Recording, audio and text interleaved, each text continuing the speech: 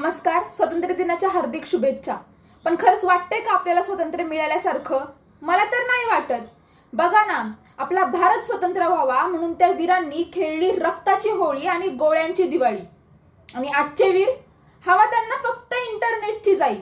अहो, ते स्वातंत्र्य वीर ज्यांनी नाही नशिबाची रेष हातावर म्हणून तलवारींनी आखून इतिहास रचला. आणि आजचे वीर असं करतात, हा मेसेज 10 ग्रुपवर टाकला आणि काहीतरी चांगलं होईल अशी अपेक्षा ठेवून बसला. अहो, एकेकाळी भारतात गुंजत होते जय हिंदचे नारे आणि आता गुंजतायत सोनू तुझा माझ्यावर भरोसा नाही का चे वारे. अहो, त्या चिमुरडीचा बलात्कार झाल्यावर तिचा जीव तिथेच गेला आणि तो त्याच्या पुढच्या शिकारासाठी रवांत झाला. पण अजूनही त्याच्या पापांचा घडा नाही का भरला?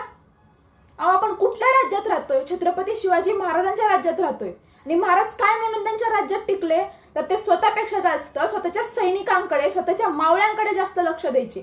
आणि आज अशी परिस्थिती आहे, सैनिकांना वेळेवर जेवायला सुद्धा भेटत नाहीये. आणि म्हणून मी एवढंच म्हणेल की जेव्हा थांबेल शेतकरी जायचा स्तंभेवर आणि थांबेल छळ सैनिकांचा सीमेवर, आणि जेव्हा टिकवणारा आणि पिकवणारा दोघेही खातील सुखाचा घास आणि सुखाचा लागेल त्यांना डोळा, तेव्हा खरं म्हणता येईल आपला भारत स्वतंत्र झाला, आपला भारत स्वतंत्र झाला. जय हिंद, जय महाराष्ट्र, जय शिवराय.